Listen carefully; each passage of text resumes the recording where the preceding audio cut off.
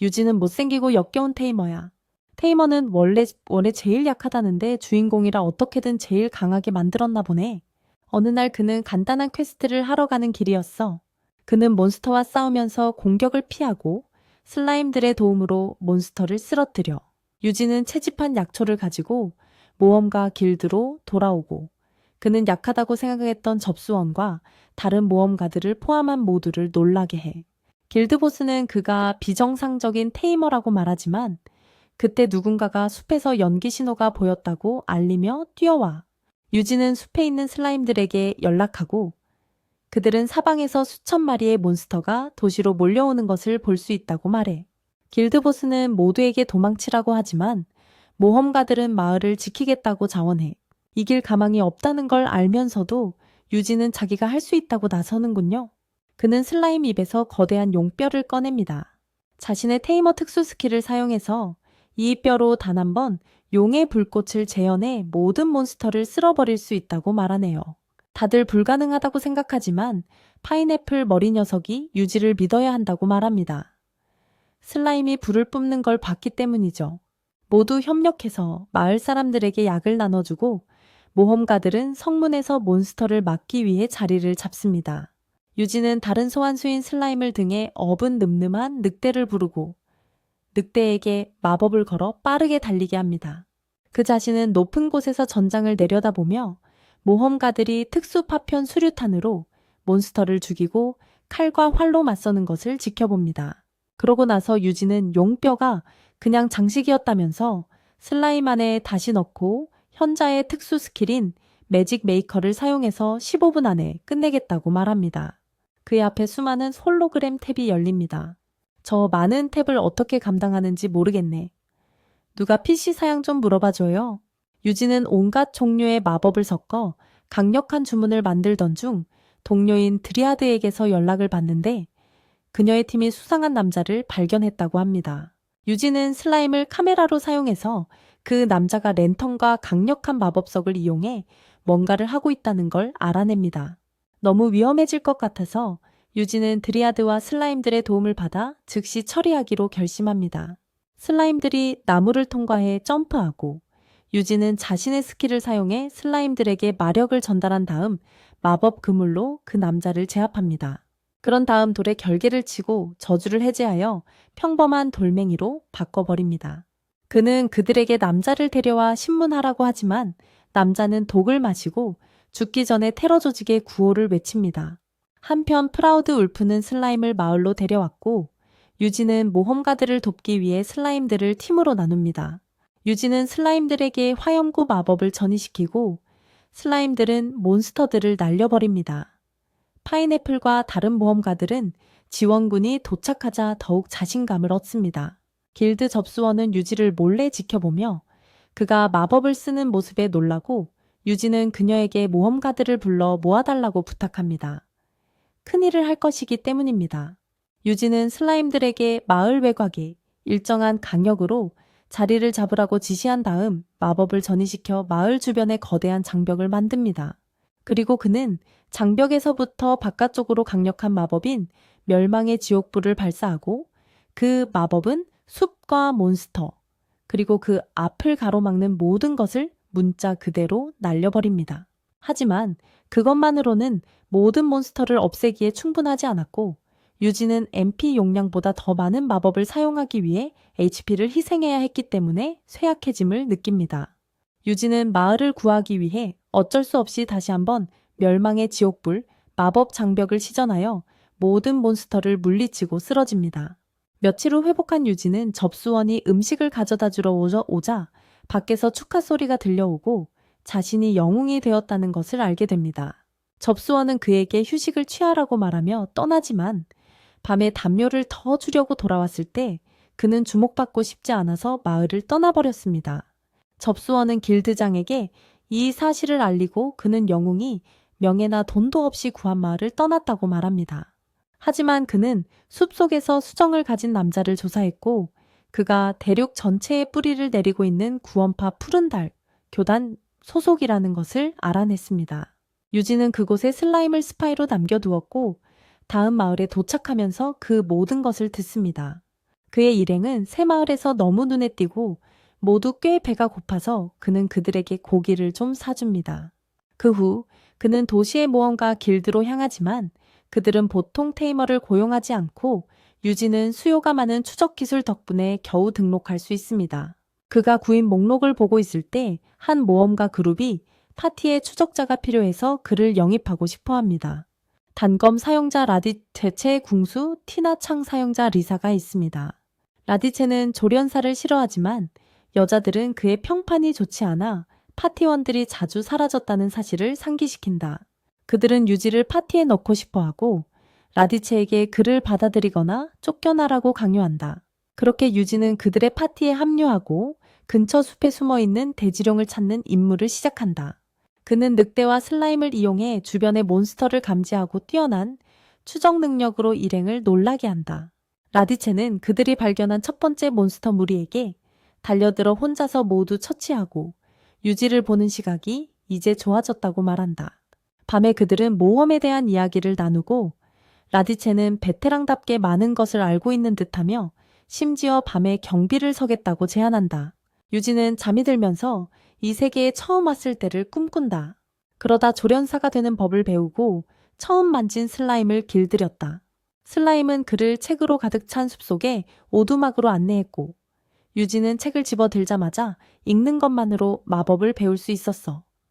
그러자 갑자기 온갖 종류의 슬라임들이 몰려와 길들여지기를 원했지. 유지가 슬라임들을 길들이자마자 슬라임들은 책을 읽고 기술을 습득하기 시작했고 그 지식은 문자 그대로 아무 노력도 없이 그 수준에 도달한 유지에게 자동으로 전이되었어. 나도 내 영상을 편집해줄 사람을 찾을 수 있으면 좋겠다. 그것이 그의 여정의 시작이었고 그 후 겨우 일주일밖에 지나지 않았는데 그는 이미 마을을 구했어. 유지는 자랑스러운 늑대에게서 전화가 와서 깨어나. 늑대는 라디체가 도망치고 있고 여자애들은 처음부터 그를 의심했기 때문에 그를 쫓고 있으며 이제 그가 배신하려 했다는 것을 깨달았다고 말해. 라디체는 경계심을 갖고 자신을 따라오는 슬라임 하나를 공격했지만 슬라임은 은신기술 덕분에 살아남을 수 있었어. 라디체는 여자애들이 쫓아오자 다시 도망치고 길에 있는 함정을 피해서 텐트로 가서 악명 높은 산적이자 노예 상인인 그의 보스에게 보고해. 라디체는 자신과 함께 있던 여자애 둘은 좋은 값에 팔릴 것이고 조련사는 알아서 죽을 거라고 생각한다고 보고해. 유지는 모든 걸 듣고 소문이 사실임을 깨닫죠. 그런데 두목이 오늘 푸른 달에 대해 말하면서 푸른 달이 뜨는 밤에 하늘에서 재앙이 닥칠 거라는 예언이 있었다고 하더니 감히 비웃는 자를 죽이기까지 해요.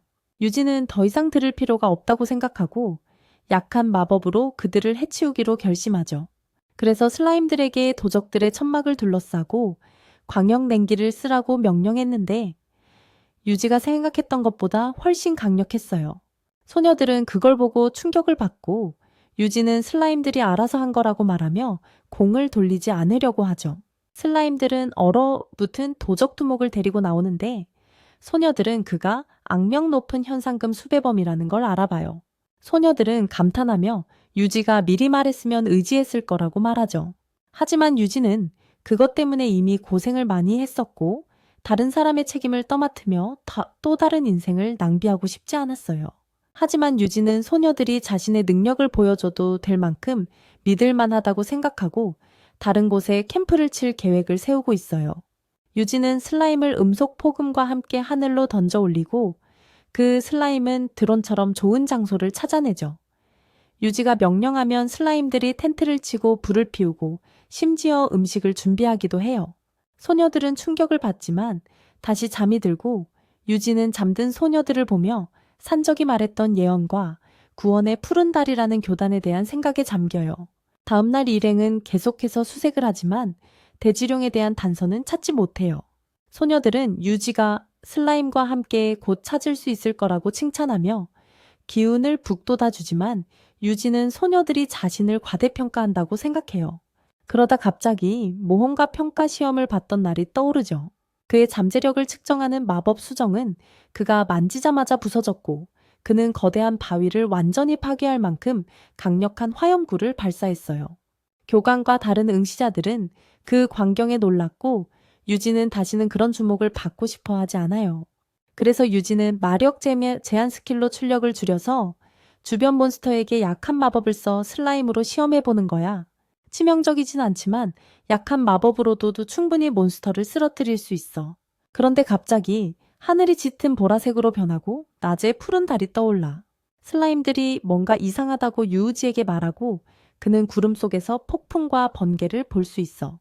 그러다 밝은 빛의 형태로 무언가가 떨어지고 착지하자마자 핵폭탄처럼 숲 전체를 파괴하고 보라색 하늘은 사라져. 하지만 그 거대한 폭발은 시작에 불과했고 진짜 위험은 떨어진 것만으로도 폭발을 일으킨 거대한 청룡이야. 유진은 즉시 슬라임에게 대피 명령을 내리고 여자애들에게 지구룡보다 더 강하고 큰 인용이 근처에 있다고 말해. 티나는 그룹을 이끌고 몬스터가 접근하지 못하도록 강한 바람이 부는 안전지대인 딜라이트 캐니언으로 향해. 유진은 그곳의 안전을 확신할 수 없어서 자신의 늑대와 동료들에게 협곡을 먼저 정찰하라고 명령한다. 그들은 안에서 몬스터들을 발견하고 스킬 공유 능력을 사용하여 약한 마법만으로 몬스터들을 물리친다. 하지만 갑자기 강한 바람이 불어와 날아갈 뻔하고 그 바위 틈에 숨겨진 바람의 근원을 찾아낸다. 곧 거대한 붉은 곰에게 쫓기게 되고 늑대는 겁을 먹지만 슬라임들이 곰을 쓰러뜨리고 무사히 협곡에서 빠져나온다. 유지에게 상황을 보고하자마자 발밑의 땅이 갈라지더니 갑자기 대지룡이 그의 앞에 나타난다. 여자애들은 즉시 숨지만 유지는 용과 싸우기로 결심한다. 그는 약한 마법부터 시작하지만 어떤 속성도 용의 단단한 비늘에 효과가 없고 용은 방역하며 여자애들에게 바위를 던진다. 하지만 유지는 암석탄 공격으로 그 바위들을 산산이 부수고 여자애들을 구해낸다. 2라운드가 시작되려는 찰나 유지는 용이 자신에게 굴러오는 것을 보고 무언가를 알아챕니다.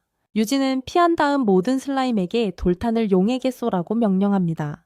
그것은 아무 효과가 없었지만 단지 미끼였을 뿐입니다.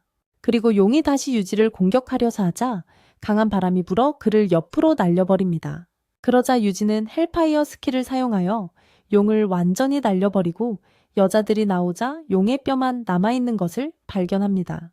그들은 감탄하고 티나는 유지가 어떻게 한 건지 묻고 바위 아래에 가연성 광석을 사용하여 어스 드래곤을 날려버렸을 거라고 추측합니다.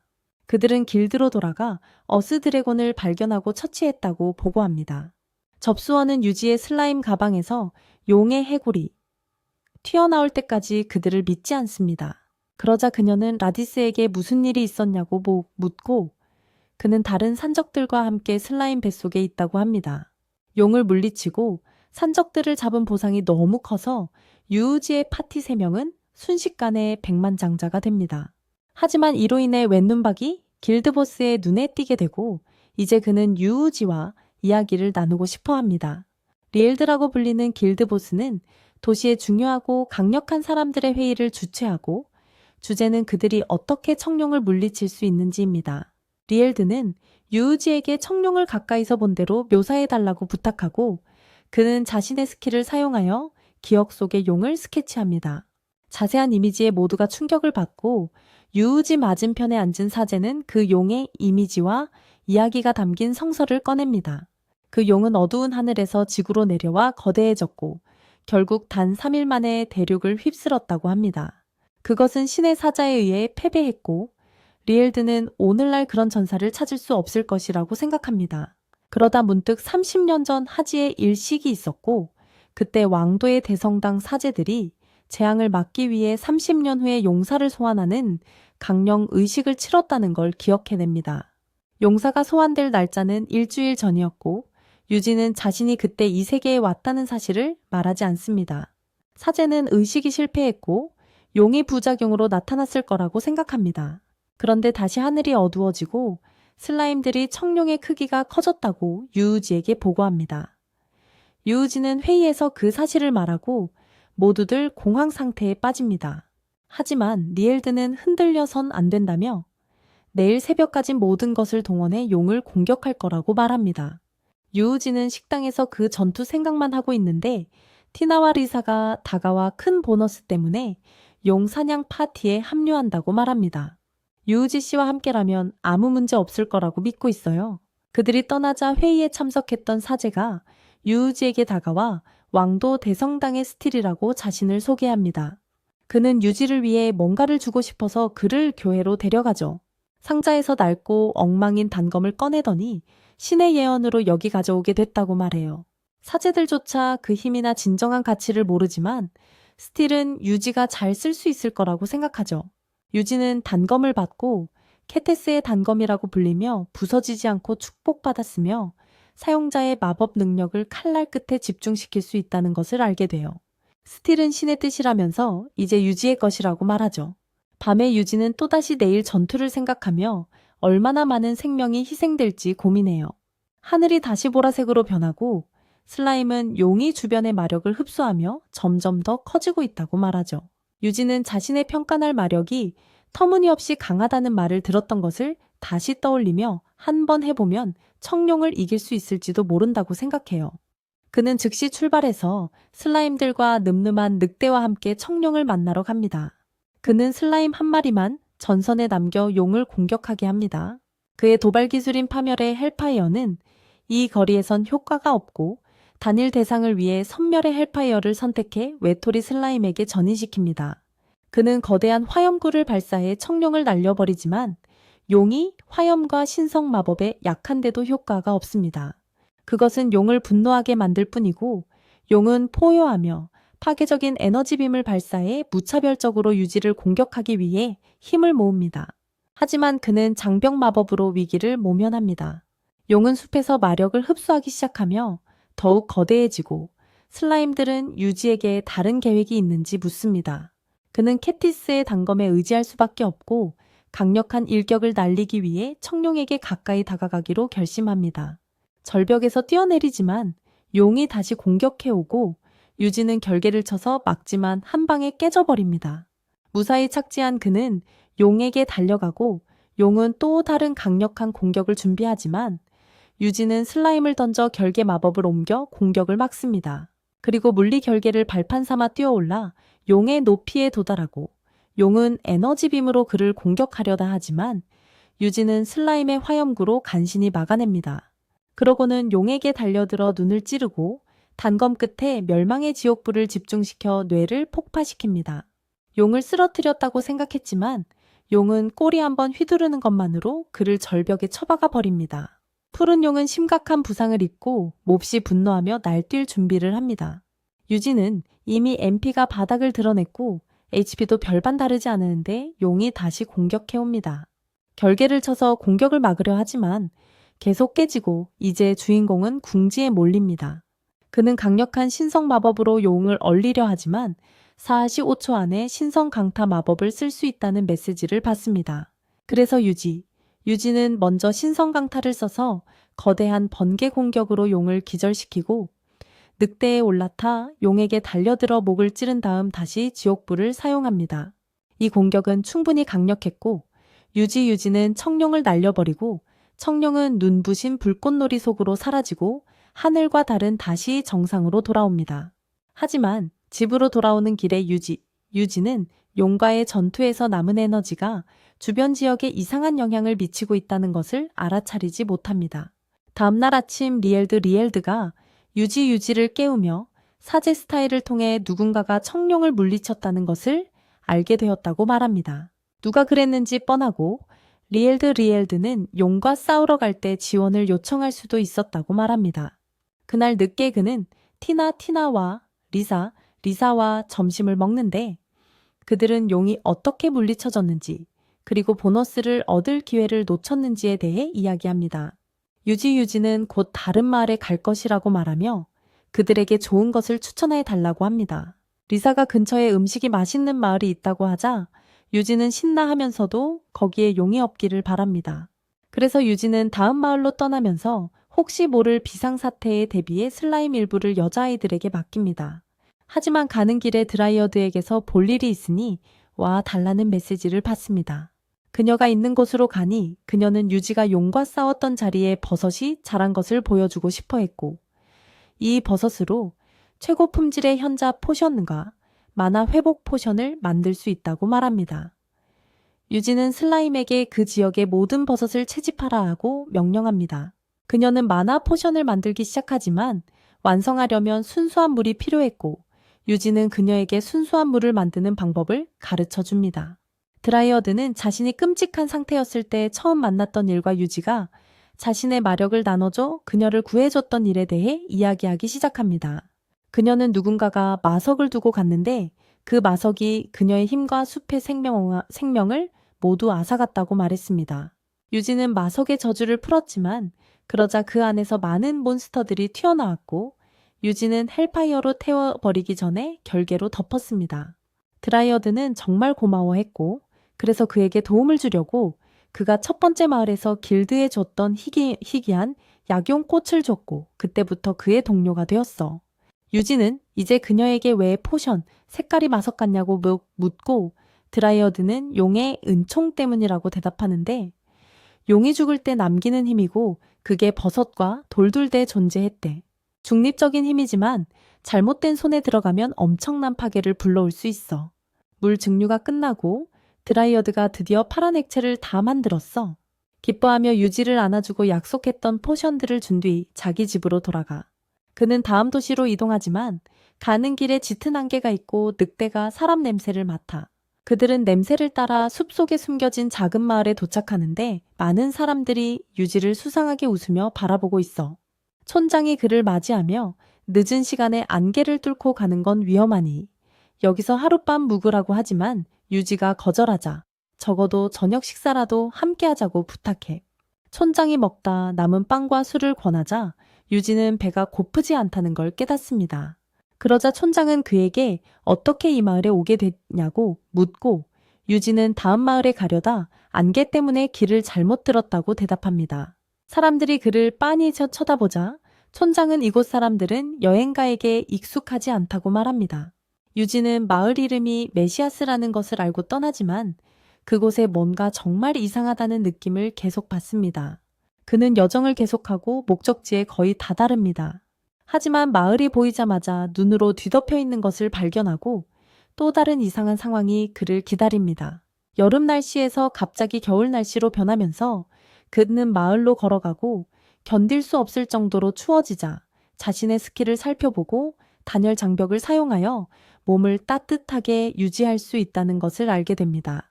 정문에 도착하자마자 유지는 경비병으로부터 날씨가 열흘 전에 갑자기 변했고 그 때문에 죽은 사람도 있다는 것을 알게 됩니다. 경비병은 맛있는 음식을 찾을 수 있는 곳까지 알려주지만 마을에는 아무도 없어요. 유지는 마을에서 식당을 찾지만 난방 때문에 장작이 부족해서 당분간은 문을 열지 않을 거라고 하네요. 지금은 장작을 구해도 연기만 많이 나고 열기는 적어서 유지는 직접 근처 숲에 가서 해결하기로 해요. 요리에 어떤 나무를 쓰는지도 모르면서 전투 도끼를 소환해서 보이는 나무를 닥치는 대로 베어버리네요. 나무를 장작으로 만들고 슬라임에게 명령해서 수분을 흡수하게 하니 금세 장작이 준비돼요. 그걸 요리사에게 가져가니 너무 건조해서 화력이 너무 셀 거라고 하네요. 그래서 유지는 나무의 수분을 조금 더해서 완벽한 장작으로 만들어요. 요리사는 품질에 감탄하며 장황하게 설명을 늘어놓더니 특별한 요리를 준비하겠다고 말하며 일을 시작하네요. 유지는 장작이 더 필요하면 말하라고 합니다. 슬라임들이 장작을 완벽하게 다시 적셔주고 요리사는 유지가 먹어본 스테이크 중 최고의 스테이크를 준비합니다. 배불리 만족한 후 그는 이것이 그 레스토랑 최고의 요리도 아니었다는 것을 듣게 되지만 마을에 장작이 부족해서 요리사가 간단한 요리를 만들기로 결정했던 것입니다. 유지는 최고의 요리를 맛보고 싶어서 모든 퀘스트가 장작 모으기인 길드로 가고 접수원은 그를 동쪽 문으로 보내 장작 수집 담당자인 보드카를 만나게 합니다. 그는 주변 마을들이 도와줘도 마을에 충분한 장작을 공급할 수 없다고 설명합니다. 유지는 메시아의 마을도 돕고 있는지 묻지만 보드카는 오랫동안 버려진 곳이라고 대답합니다. 유지는 나무를 베고 그들을 돕는 데 집중하기로 결심하고 한 번 휘두를 때마다 수백만 그루의 나무를 베면서 보드카와 모든 일꾼들을 놀라게 합니다. 그러고 나서 그는 크기에 대해 묻습니다. 필요한 장작의 크기에 대해 묻자 보드카는 유지가 몇 초 만에 일을 끝내는 것을 보며 고개만 끄덕일 뿐입니다. 그는 슬라임의 도움을 받아 물기를 닦고 다시 벌목할 준비를 해. 나무를 길드로 가져가자 접수원은 그의 실력에 놀라고 유진은 그녀에게서 슬라임으로 짐을 옮기던 전설적인 몬스터 테이머에 대한 이야기를 듣게 돼. 그는 다음에 스타일을 만나면 물어보기로 하지만 우선 근처 숲을 초토화시키고 얻은 나무들을 모두 맡겨야 해. 그 정도로는 마을에서 3일밖에 못 버티니 유진은 근처 숲마저 초토화시키고 보이는 뭐든 다 자란 나무를 베어버려. 다음날 그는 세계적으로 유명한 스튜를 먹으러 식당에 가고 어제 고생한 보람이 있는 엄청난 맛의 향연이 입안에서 펼쳐져. 하지만 요리사는 최고의 약초를 먹어치우는 몬스터 때문에 약초 공급원이 피해를 입어 최고의 맛은 아니라고 말해. 유진은 그들에게 어떤 몬스터인지 묻고는 약초 농장으로 향하고 밭을 보호하고 몬스터를 사냥하기 위해 슬라임을 두 팀으로 나눠. 수색 선멸팀은 밭을 망치는 몬스터를 발견해. 유진은 슬라임에게 화염 마법을 보내고 그들은 돼지를 덮친 다음 그 지역의 모든 몬스터를 사냥하기 시작해. 그러다 슬라임들이 이상한 둥근 수정체를 발견하는데 드라이어드조차도 그게 뭔지 몰라. 유진은 더 알아보기 위해 그걸 만져보고 수정체가 그의 힘을 흡수하기 시작하자 용의 은총이라고 결론 내려.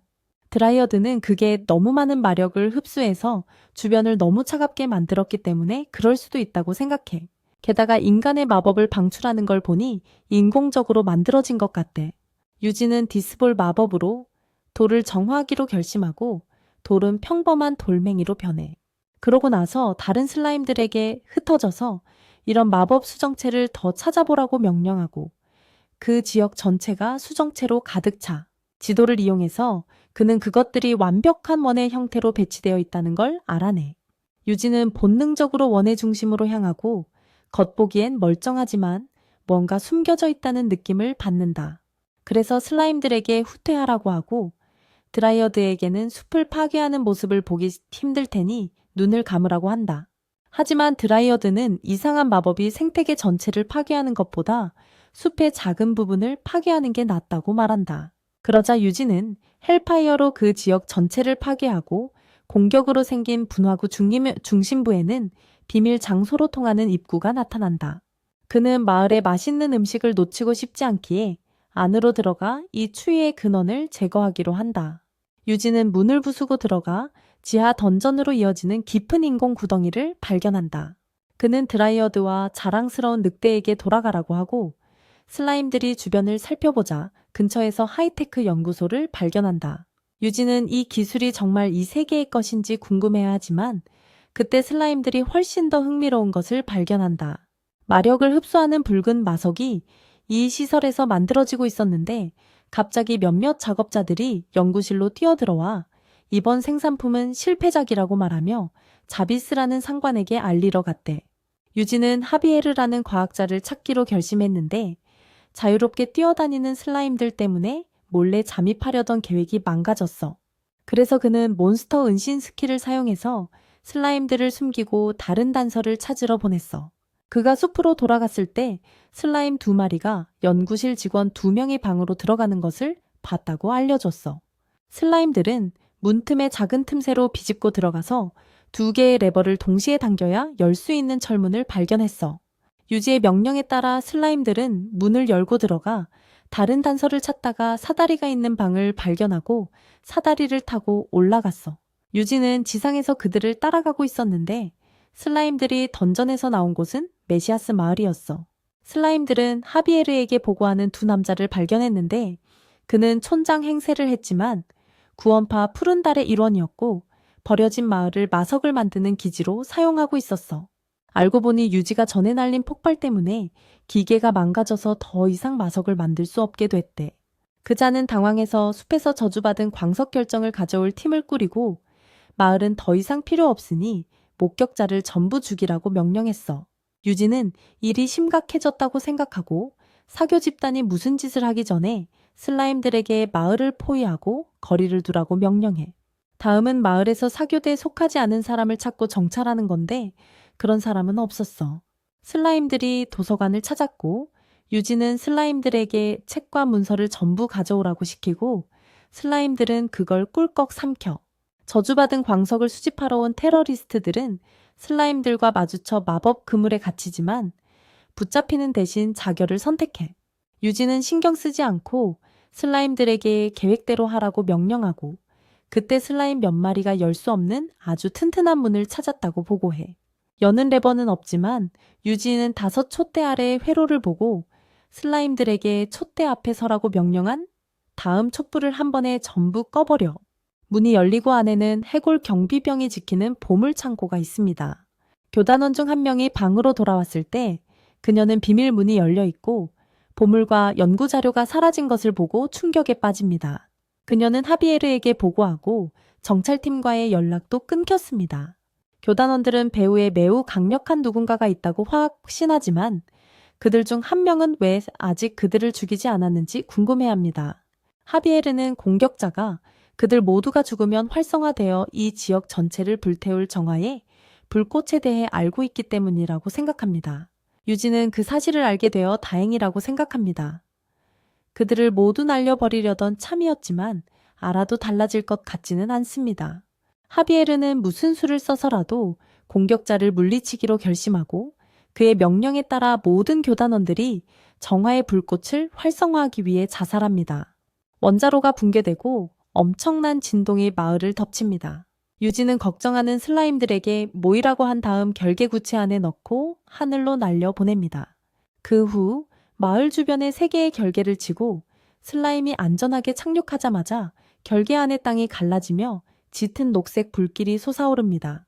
결계로는 감당이 안 될 정도로 강력해서 유진은 플랜 B를 생각하지만 스킬 목록에 충분히 강력한 결계가 없어서 직접 만들기로 합니다.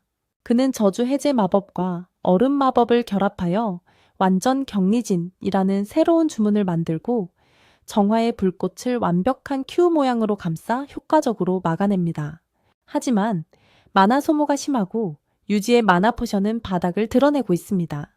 정화의 불꽃이 격리진을 밀어붙이고 유지는 부족한 MP를 HP로 메우면서 그저 이기기만을 바랄 뿐입니다.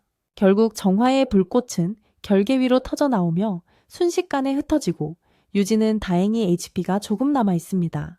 겨우 수습을 마치자 겁쟁이 늑대가 숨어 있다가 나오고 유지는 뺀질거리는 녀석에겐 저녁은 없다고 말합니다. 그가 마을로 돌아오자 모두들 걱정했어요. 멧돼지 사냥을 갔다가 사라졌었고 운석이 떨어진 것 같은 2번의 큰 폭발을 피했다는 거예요. 하지만 덕분에 눈이 드디어 녹기 시작했고 곧 마을 날씨는 평소 상태로 돌아왔죠. 마을 사람들은 파티를 열고 있고 유지는 그들에게 꼭 필요했던 장작을 제공한 공로로 귀빈 대접을 받고 있어요. 게다가 그가 멧돼지 괴물을 물리쳤기 때문에 요리사는 최고의 재료로 최고의 스튜를 준비했고 유지는 단 한 입으로 다시 한번 깨달음을 얻고 얼굴에 미소를 띤 채 쓰러집니다.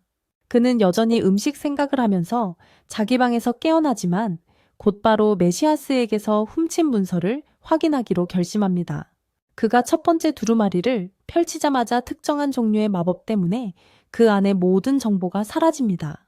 이런 일이 계속되다가 텍스트가 있는 문서가 단 하나 남았는데 거기에는 푸른 달 컬트가 쫓던 사람들의 이름이 적혀 있었고 유진은 이 문서의 마지막 이름이 자기 이름이라는 것을 알고 충격을 받습니다. 노출이 심한 갑옷을 입은 여자와 마지막 목표와 싸우고 싶어 안달이 난 가면을 쓴 남자를 포함한 암살자 집단이 그를 쫓고 있습니다. 여자는 파트너에게 유지가 위협적인 존재라는 걸 확인하기 전까진 아무것도 하지 않을 거고 확인만 되면 그를 천천히 고통스럽게 죽일 거라고 말합니다. 그들이 대화하는 동안 가면 쓴 암살자는 눈을 이용해 숲속을 걷는 유지를 찾아냅니다. 유지는 암살자들이 자신을 노린다는 걸 알자마자 미시카 마을을 떠났고 길드 접수원의 추천으로 몬스터 갑옷으로 유명하고 자신 같은 테이머에게 완벽한 다른 마을로 향하고 있었습니다.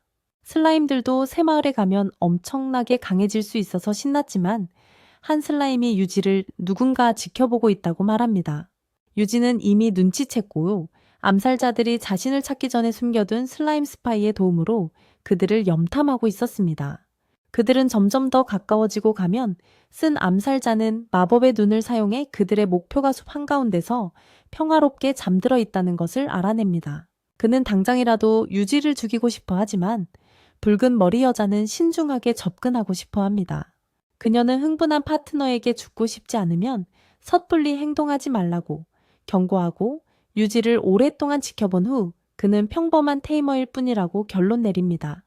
여자는 하루 종일 그를 지켜본 후에 결론을 내리려 하고 유지는 그들이 하는 말을 모두 들으며 그들이 정말로 청월교에서 보낸 자객들이 맞다는 것을 확인합니다. 그는 당장 그들을 처리하고 싶지만 도망치면 자신의 목에 더 큰 현상금이 걸릴 테고 그것 또한 원치 않습니다. 그래서 그는 계획대로 다음 마을로 향하고 그곳의 유명한 대장장이의 가게로 갑니다. 자객들은 그가 몇몇 물건의 가격을 알아보는 것을 지켜보는데 그의 형편에는 맞지 않는 듯 실망한 그는 쫓겨나듯 가게를 나섭니다. 그러다 그는 누군가와 부딪혀 몹시 사과하고 과일 노점으로 가서 너무 가난한 척 연기합니다. 자객들은 그들의 표적이 생각보다 훨씬 보잘것없다는 사실에 약간 실망합니다. 복면을 쓴 남자는 그가 쓸모없다고 확신하지만 붉은 머리는 아직 확신이 필요하고 마지막 연기를 위해 유지는 하급 몬스터를 사냥하는 임무를 맡습니다. 자객들이 그를 지켜보는 가운데 그는 조련사들처럼 싸우기로 결심하고 자신의 덩치보다 큰 3마리의 황소와 싸우도록 긍지 높은 늑대를 고용합니다. 늑대는 겁을 먹었지만 본능적으로 첫 번째 소를 쓰러뜨리고 슬라임들이 응원하자 긍지 높은 늑대는 자신이 여전히 강하다는 것을 깨닫습니다. 유지는 늑대가 처음 만났을 때 꽤 공격적이었고 자신을 공격하려다 마법 그물에 잡혔던 것을 기억합니다. 잡히자마자 늑대는 공격성을 잃고 울면서 유지를 죽이지 말라고 애원했고 결국 그에게 길들여졌습니다. 이제 긍지 높은 늑대는 자신의 힘을 인지하고 남은 2마리 몬스터를 쉽게 쓰러뜨리고 암살자들은 유지가 겉보기보다 강하다고 생각합니다. 계획에 어긋나자 유지는 몬스터들에게 치유 마법을 걸어 다시 일으켜 세우고 몬스터들은 다시 늑대에게 달려들고 늑대는 다시 한번 그들을 쓰러뜨립니다. 유지는 암살자들이 마음을 바꿀 때까지 이 짓을 계속하고 긍지 높은 늑대는 여전히 그들을 쓰러뜨리려고 합니다. 그래서 유지는 어쩔 수 없이 자신의 애완동물을 쫓는 소들을 강화합니다. 소들은 꽤 강하고 이제 유지는 긍지 높은 늑대에게도 힘을 실어주고 싶어 하지만 늑대는 처음으로 자존심을 드러내며 혼자서 끝내겠다고 말합니다. 놈은 황소들을 상대하고 있고 암살자들은 이제 유지가 괴물들과 함께 별 볼 일 없다고 확신하는군. 하지만 황소 한 마리가 아직 힘이 남아 우리의 영웅에게 달려들자 그는 본능적으로 검을 소환해 쓰러뜨리고 정체를 드러내버리지. 암살자들은 그의 행동에 혼란스러워하지만 몇 분간 긴장을 유지한 후 유지는 평범한 조련사일 뿐이라고 결론 짓고 상관에게 보고하러 돌아가기로 한다.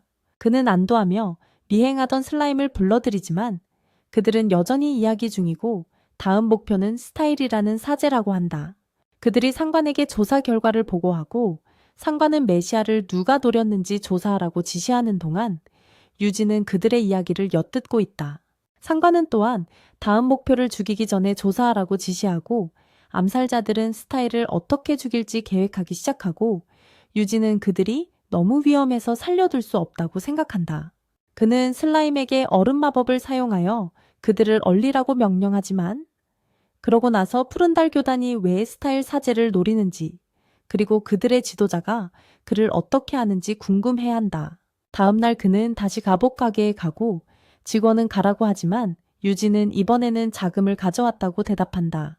주인님 슬라임 갑옷을 만들어주고 싶어 하는데 일꾼이 게이글님이 최고의 장인이라며 천한 슬라임 갑옷은 안 만들어줄 거라고 하네요.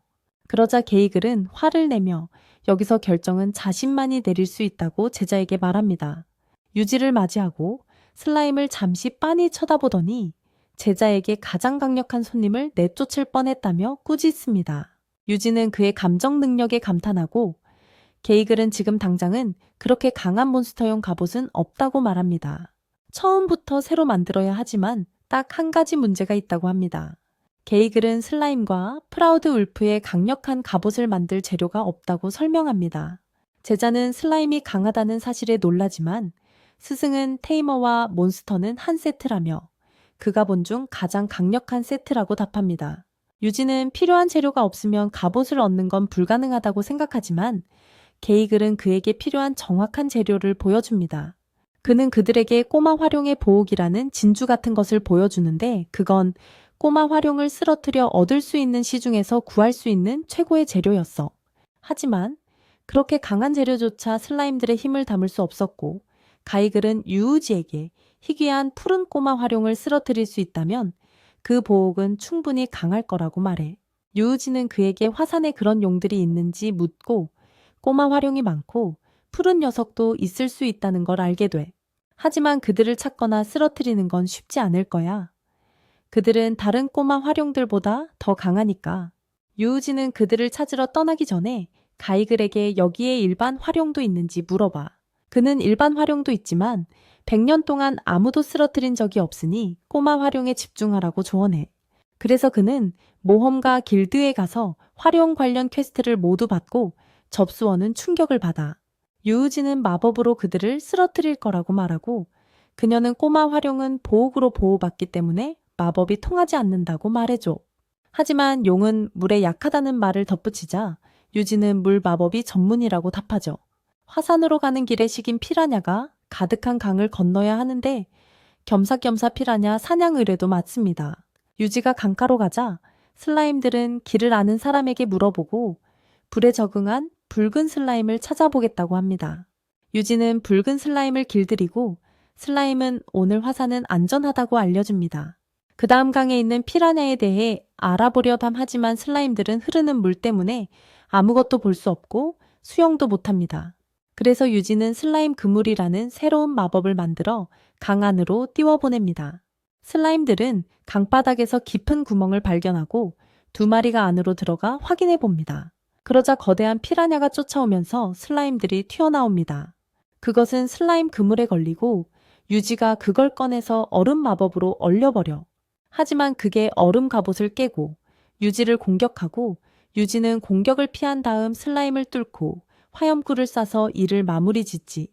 유지와 그의 일행은 화산을 향해 계속가고 이제 그는 많은 불 슬라임들을 부하로 거느리게 됐어.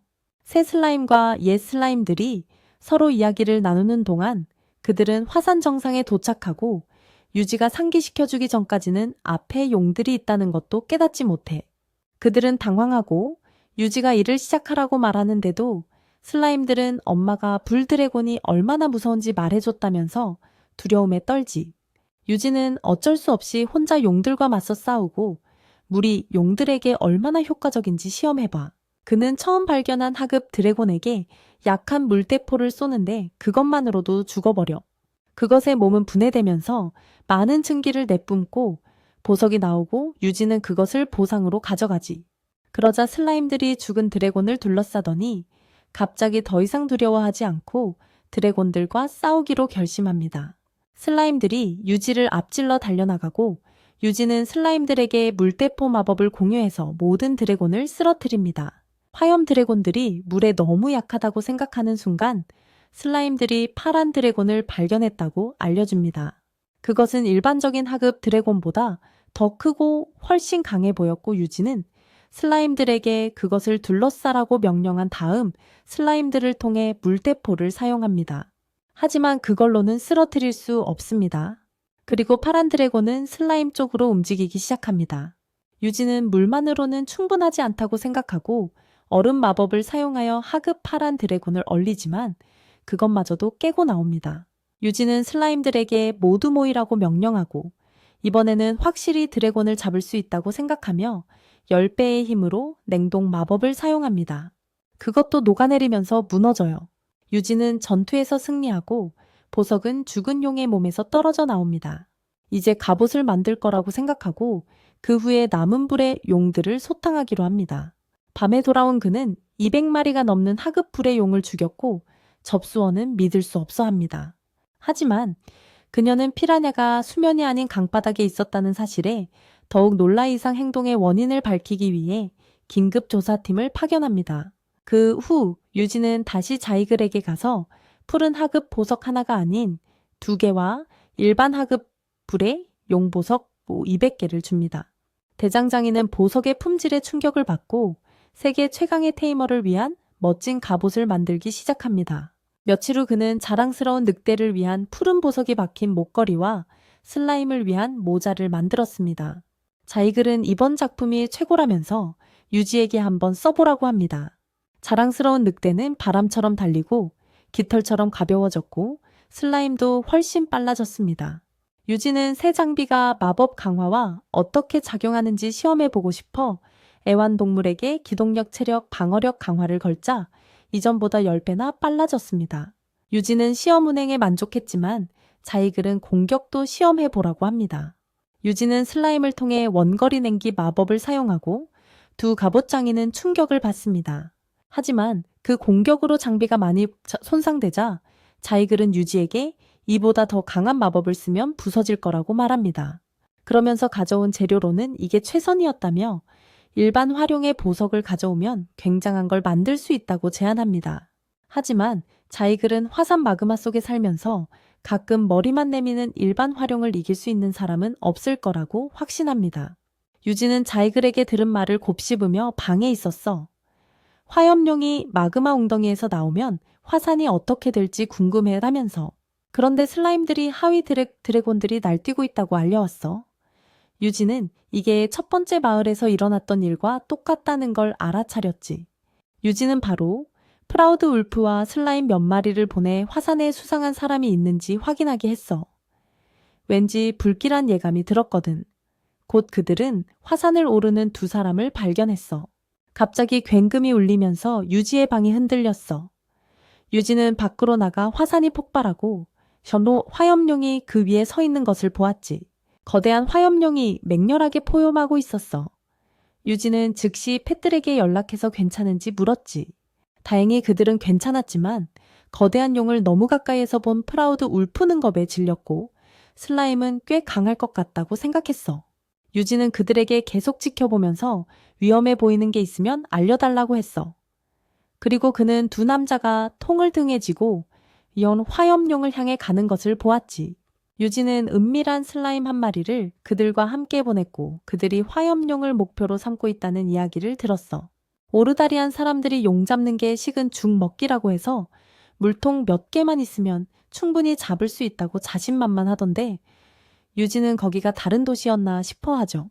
일이 더 커지는 걸 원치 않아서 슬라임을 통해 마법 그물을 던졌지만 둘 다 워낙 노련해서 피하네요. 유지는 그들이 프로라는 걸 깨닫습니다. 근처에 마법사가 있을 거라고 의심하지만 슬라임이 너무 잘 숨어 있어서 아무것도 찾지 못하죠. 유지는 다른 각도에서 다시 마법 그물을 던졌지만 사냥꾼 둘은 이걸 기다리고 있었고 그중 한 명이 슬라임 뒤로 뛰어들어 단검으로 공격합니다. 유지는 그들이 똑똑하다고 생각했지만 한 수 위였죠. 다른 슬라임을 이용해서 마법 그물로 그들을 가두려 합니다. 칼에 찔린 슬라임도 멀쩡하고 그냥 깜짝 놀랐을 뿐이죠. 사냥꾼 둘은 대체 무슨 일인가 싶어 합니다. 슬라임에 둘러싸이자 그들은 이 자가 제거 대상에서 제외되었던 테이머라는 걸 깨닫습니다. 다른 암살자들은 그에게서 위협을 느끼지 못했기 때문이죠. 하지만 그들은 늘 하던 대로 구호를 외친 후 입에 숨겨둔 독약을 깨물고 즉사합니다. 유지가 슬라임에게 통 안을 살펴보라고 시키자 저주받은 마법석 같은 게 들어있는 걸 발견해요. 유지는 전문가를 부르기로 하고 드리아드를 불러내기 위해 화산 근처에 작은 묘목을 심습니다. 드리아드는 통 안에 저주받은 물이 있었다고 말하는데 마법성만큼 강하진 않지만 용을 쓰러뜨릴 정도는 아니고 용을 충분히 화나게 해서 주변을 파괴하게 만들 수는 있다고 합니다. 유지도 그렇게 생각했고 바로 물을 정화해서 위험한 것 하나를 없애버립니다. 드리아드는 할 일을 다 했다고 생각하고 식물을 통해 숲으로 돌아가고 유지는 슬라임에게 상황을 계속 감시하라고 명령합니다. 그들은 흥분한 하급 화룡들을 발견하고 그때 갑자기 여관 주인이 유지의 문을 두드리며 곧 비가 올 수 있으니 대피하라고 합니다. 비가 내리기 시작하자 모두 도시에서 도망치고 이는 화룡을 더욱 짜증나게 합니다. 유지는 멀리서 그를 지켜보며 여관 주인이 했던 말을 떠올립니다. 화룡은 비 오는 날 딱 한 번 깨어난 적이 있었는데 용의 비에 분노하여 마을을 불태우는 끔찍한 사건이었죠. 이번에도 같은 일이 벌어질 것 같네요. 용이 화산에서 걸어 나오기 시작하고 긍지 높은 늑대와 슬라임들은 살기 위해 도망치고 있어요. 용은 도시에 도착해서 유지 씨를 쳐다보고 유지는 마을 사람들이 집이 파괴될까봐 당황하며 떠나는 모습을 보면서 무슨 수를 써서라도 활용을 막아야 한다고 생각해요. 용과 마을 사이에는 2개의 강이 있는데 유지는 긍지 높은 늑대에게 첫 번째 강에서 멈추는지 확인해 달라고 부탁해요. 용의 발걸음은 땅을 용암으로 만들고 열기 때문에 강물도 증발하기 시작해요. 용이 강에 다가오자 유지는 멈추기를 기다리지만 용은 멈추는 대신 강에 발을 들여놓고 고통스러워하네요. 강은 말라버리고 물고기들은 그 때문에 죽은 채로 삶아졌고 슬라임은 공짜 사우나를 즐기게 되었네요. 유지는 고작 12리터의 물로도 하위 활용을 쓰러뜨릴 수 있었다고 생각해요. 하지만 진짜 용은 강 하나를 말려도 아무렇지도 않았어. 2번째 강에 다가가자 유지는 더 이상 기다리는 걸 포기하고 펫들에게 전투 준비를 명령해. 슬라임과 늑대도 그의 명령을 기다리고 늑대는 엄청난 속도로 그들을 강 건너편으로 데려가 용 앞에서 유지는 용에게 중급 원거리 냉기 마법을 사용하지만 용의 발 하나만 덮을 뿐이고 그들 아래 땅 전체를 얼려버려. 용은 그걸 쉽게 깨고 유지는 슬라임에게 뛰어올라 용의 얼굴에 냉기 마법을 쓰라고 명령해. 그것조차 아무런 피해를 주지 못하고 이제 용은 화가 나서 불을 뿜으려 해. 유지는 슬라임 섭 마리를 이용해 원거리 냉기 마법으로 공격을 막으면서 용을 쓰러뜨릴 더 강력한 공격을 찾아.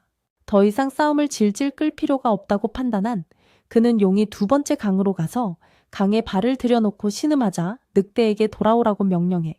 그러고는 반대편으로 걸어가죠. 드래곤이 멈추지 않으면 마을이 파괴될 거라고 슬라임들은 생각하지만 유지는 시간을 충분히 벌었다고 말합니다. 바로 이 순간을 기다렸던 거죠. 유지는 슬라임 중 하나에게 유지하고 있던 결계를 풀라고 합니다.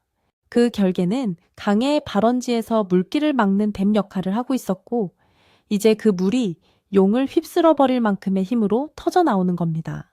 유지는 드래곤이 첫 번째 강을 건널 경우를 대비해 결계를 쳐놨었고 슬라임들이 드래곤의 발을 묶어준 덕분에 이 공격을 위한 충분한 물을 모을 수 있었습니다. 자존심 강한 늑대는 드래곤이 쓰러졌는지 확인하러 가고 움직임이 없자 이겼다고 생각합니다. 하지만 그때 드래곤이 갑자기 일어나 불을 뿜어 그들을 태워버릴 뻔하고 유지가 마지막 순간에 결계를 쳐서 막아냅니다. 유지는 늑대와 다른 이들에게 피하라고 명령하고 분노한 드래곤은 가장 강력한 공격을 준비합니다. 유지는 이 공격 한 번에 마을 전체가 파괴될 수 있다고 생각하고 자신이 가진 가장 강력한 얼음 마법을 쓰기로 결심한다. 강력한 장비를 갖춘 슬라임을 이용해 그는 영구동토 저주 마법을 시전하고 그것은 드래곤의 화염 브레스와 충돌한다.